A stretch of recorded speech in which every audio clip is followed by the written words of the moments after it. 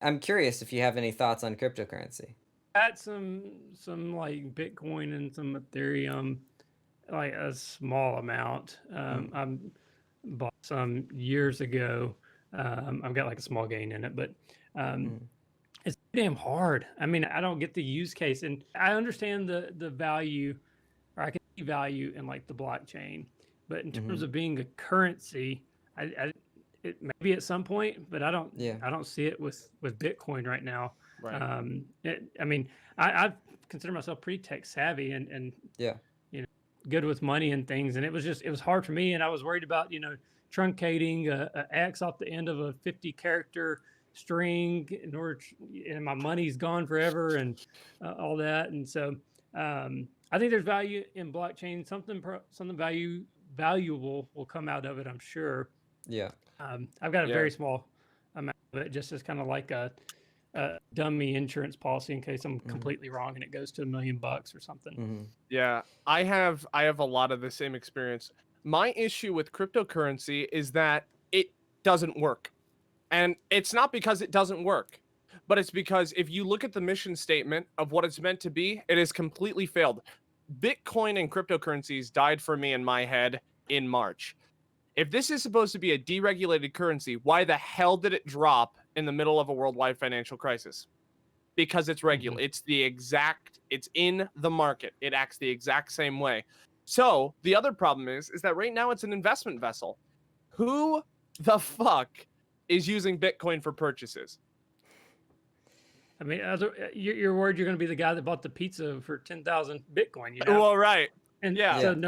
nobody uses it. That's the Nobody deal. wants to be And that person.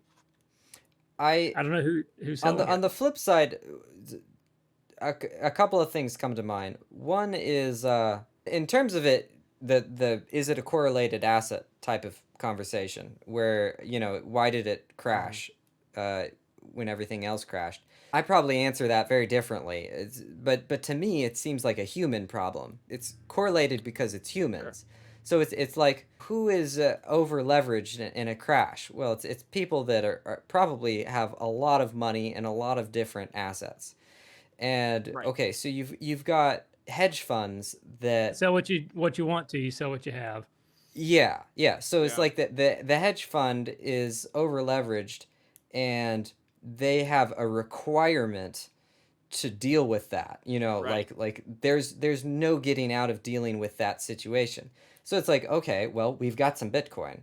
So we'll go sell it and deal with this. So to me it seems like the same people that are in the stock market game are also in the crypto game. So to me Oh, that's where the right. correlation is. Well, Um exactly. And Well, that's why I see the two of them as inextricably linked. I think that they're but caught in that. at the I same time, it's one data point too. It's Sure. not. I yeah, mean, it's Yeah. one event, and And yeah, it was a and I've big heard the one argument too, that so it's it very well could be the outlier.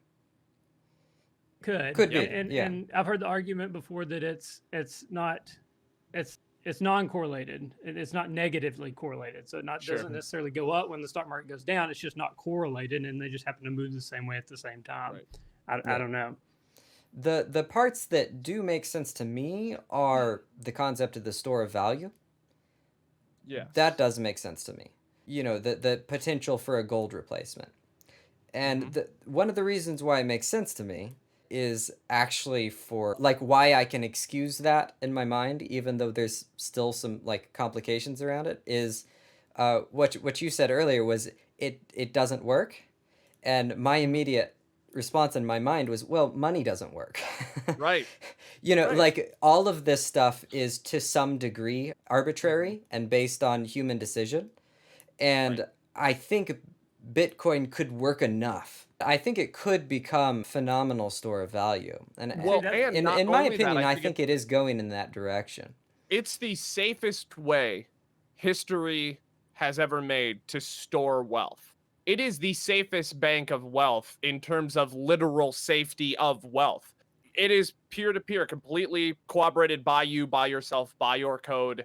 You mine it, you follow it. It's completely anonymous unless you link it, right? That might be the way of the future for finance, but I don't know. And at the same time, I think Dustin's totally right. It's cantankerous and awkward And I think That's you're right, funny. Brandon, that it broke very quickly. At the same time, people function remarkably well in dysfunction. Right. That's Yep. why I trend towards. I've never been a. I kind of go back to the old Buffett rule of, things that produce value, and so like Yeah. owning businesses. He's never been a fan Right. of gold, and he kind of left me on an island over here by myself because he went and bought gold miners. But he's never been a fan of gold. Doesn't like Bitcoin because they don't do anything. There's no inherent Yeah. value. Bitcoin is Right. worth something just because a bunch of people kind of Maybe. agree that it's worth something. Right. But businesses, if you've got a farm that you can grow vegetables on it and produce things that you can eat. If you have a business, it generates cash flow. And so that's always kind of, when you're talking about inflation hedge, store of value, as long as you have a business that's growing and producing value in the economy, I would prefer to put my money there as opposed to Bitcoin or gold. That said, Yeah. I do have a little bit of Bitcoin because I might, there's some really smart people smarter than me that own Bitcoin. So Sure. Yeah. Yeah. With I the still with have a small reserve. Yeah, with the disclaimer of I actually am pretty heavily invested in Bitcoin. I also am drawn to Talking your book, huh? the income producing assets. I think long term, Bitcoin, so long as it sticks through the next 10 years, right? It's got 10 years so far. If it does another 10 years, I think it's in the clear, right? I think it's going to stick around for the rest of our lives without a doubt. I think what the biggest paradigm shift for Bitcoin and cryptocurrencies is going to be is getting wide acceptance in the marketplace, right? I can walk in anywhere and they will accept it. And then once that's possible, it needs to be tied to actual assets somehow. Exactly what we were talking to. I need to be able to use my Bitcoin to make me money as opposed to just using it to hope it makes me money because it's an investment.